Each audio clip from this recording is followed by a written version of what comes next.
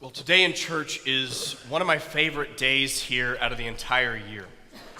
After all of the beauty and the ritual from December with the pageant and candlelight and Christmas Eve, for me, it really comes to a peak when we gather in this room, one of the most popular services of the year in church, and write down something that we're ready to let go. I see people walking down, thinking hard about what they're ready to let go into the fire. Sometimes, literally, it doesn't go easy and the paper sticks. Be careful. One of the things I love about this is that, as a lot of spiritual teachers have said over thousands of years, in cultivating our inner life, a lot of addition is done by subtraction. We're giving something up not only because we dislike it or it troubles us, because by letting go of it, it helps us get closer to things that we love. Even seemingly mundane resolutions about getting healthier or more organized are really designed to help us have more time with people we love, or put our intentions and money into building the kind of institutions and world that we wish we would see. And so when you come forward in just a few minutes and drop something into the fire, my guess is that whatever you're letting go of lives just right next to something that you love. And for me, and I'm assuming for a couple of you at least, almost every year I get really excited and hopeful about this thing that I am going to get rid of this year. I go forward and I get ready to drop this thing into the fire, the same thing I've written since I came to this church in 2009. And there's this nagging voice that greets me at this first service of the year that goes, "Really? That again? Just couldn't do it last year, could you, Aaron? Maybe if you try harder, you'll get there."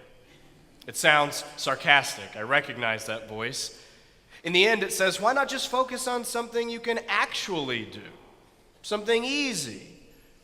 You know, a lot is beyond your control. Who do you think you are?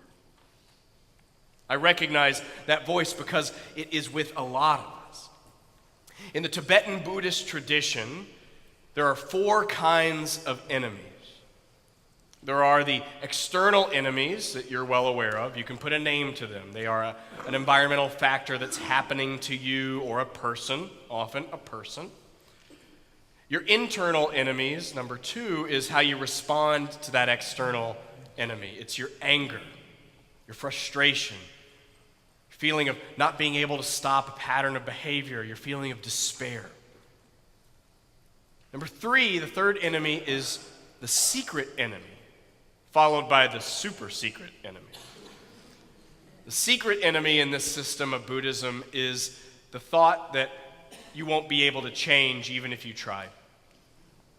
It says you were born with an immutable self, you got dealt a hand of cards and play it, but you're not going to change. I know you want to, but it's not going to happen, especially for you. Do you know that person? That voice, that secret enemy? The super secret enemy is just plain old self-loathing. But for today, when we're getting ready to drop something into the fire, I'm most concerned with that third enemy. The voice that says, I know you think you're going to do that, but you're not. Often in religious stories of transformational teachers, right at the edge of something happening in their lives, that secret enemy shows up in scriptures and stories embodied in the form of a tempter. Think the devil visiting Jesus as he's in the woods, or Mara, the demon, coming to find the Buddha. In the Christian scriptures, the teacher Jesus goes out right after his baptism. So our Christian friends in the lectionary this week are reading the story of Jesus' baptism, where he begins his change into the teacher that he was called to be. And after he's baptized, he goes into the wilderness and sits for 40 days and fasts and prays. And in the story, he is met by what the Hebrew and Greek call the accuser, often translated as Satan, but think of it as the accuser. The accuser meets the teacher Jesus as he's prepping to go out on his ministry and first says, "Hey, you're hungry, right? This fasting stuff is terrible. Be easier if you just quit. And you said you were pretty special, right? So why don't you prove it and make some food? You are special, right?" He's able to shove that aside. The accuser then says, "Everybody wants physical safety, and you're special, right? So why don't you just jump off that building and show me what happens? I thought you were special." He's able to shove that particular temptation aside. And the final one, and perhaps the most difficult, is where the accuser character says, "If you'll just come with me, life's going to be very easy. I have money, I have power, and I can help you make people do whatever you want." There's that line from the scriptures, "Get thee behind me." And he does. And then after that, Jesus goes on to fulfill the first portions of his ministry and teachings. Interestingly enough, the Buddha goes through a very similar story in the early Buddhist teachings. It says that he, before he becomes the enlightened one, this man named Siddhartha, goes and sits under what's now called the Bodhi tree for, in many traditions, 49 days. Apparently there's something special about 40 days if you're going to try and do something miraculous. He's sitting, meditating for anywhere between 7 to 49 days, and an accuser shows up for him. This is the Buddhist demon god Mara, who controls illusion and death. And Mara shows up, and one of the things Mara does is bring an imaginary army with chariots and warriors and arrows that are being shot at the Buddha as he sits under the tree. And as the tradition goes, he puts his palms up and they all turn into lotus blossoms and fall down to the ground. One of the other obstacles in the way is Mara's 3 daughters, who are aversion, craving, and passion. Apparently, they're also very beautiful. And Mara says to the Buddha, "Try sitting under that tree now." The third and probably most cutting message that Mara has to the Buddha is finally, "Who do you think you are? Really? Who do you think you are? Do you think you're special? Do you think you're actually going to be enlightened? Who gave you permission to do this special thing?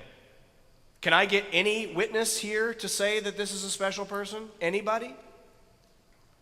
And that's when, as the story goes, the Buddha reaches his hand onto the earth as if to say, "She's my witness." But that cutting message that both Jesus and the Buddha face in the scriptures, and in some way all of us do too, the one that I think holds more power than just, "Do I have the time or money for this resolution?" Who do you think you are? Do you think you're really capable of this? Who are you to deserve that or to want that? You think you'll really be able to change the world? You can't even organize your closets. So you know that one. In our religious history, a progressive religion affirms that not only is change possible in the world and in us, but it's impossible to avoid. We could respond back, coming out of a progressive religious tradition, who do we think we are? We are children of a vast, powerful, eternal mystery, which seems to love evolution and change, and also seems to love us. Who are we? We are co-creators of the coming world, built to be able to listen to and respond to the holy mystery that formed us, such that we can break bonds of oppression, change our own lives, and build heaven on earth. That's who we are.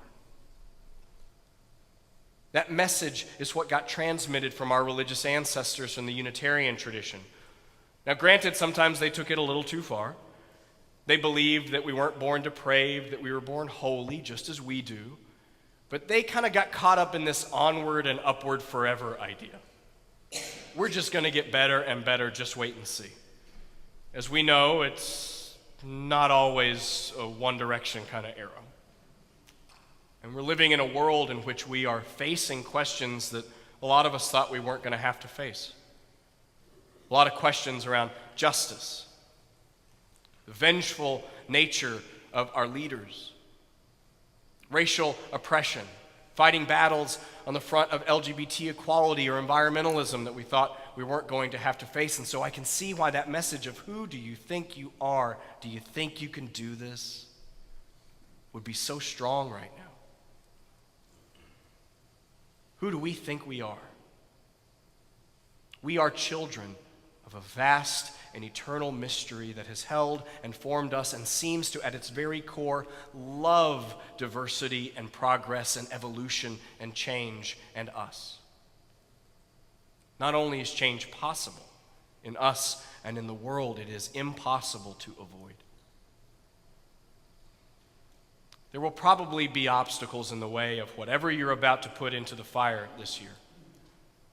Whether it's a simple resolution or the same thing you've been putting for the last 10 years, or a person's name. But don't be ashamed of whatever it is. Don't be ashamed if you've been putting the same thing down for 10 years, or if what you're putting seems bold and beyond what you are capable of, because every time we drop something into the flames, we step closer, a little closer to something we love, and we practice taking part in an exercise of hope. Don't be ashamed to put something bold into the fire this year. The poet that Beth read earlier, Sheena Pugh, the British poet, did not expect for her words to become public. That poem was written for a friend who was struggling with addiction. It says, sometimes things don't go, after all, from bad to worse. Some years muscadel faces down frost and green thrives, the crops don't fail. Sometimes a man aims high and all goes well. A people sometimes will step back from war. Elect an honest man. Decide they care enough that they can't leave some stranger poor. Some men do become what they were born for. Sometimes our best efforts do not go amiss. Sometimes we do as we meant to. The sun sometimes will melt a field of sorrow that had seemed long frozen. May it happen to you. Will you fail a little in whatever you're putting into the fire this year? Of course. Will it be a challenge, and will you have doubts, and will it seem like you cannot become the person you wish to, and the troubles of the world are too much? Of course. Will you have the nagging voice of doubt and the tempter and the secret enemy? Will you hear somewhere whispering, who do you think you are? I'm guessing so. But this is worth it, to practice this effort in hope, because sometimes the sun will indeed thaw what we believed was frozen in us. May it happen for you. And amen.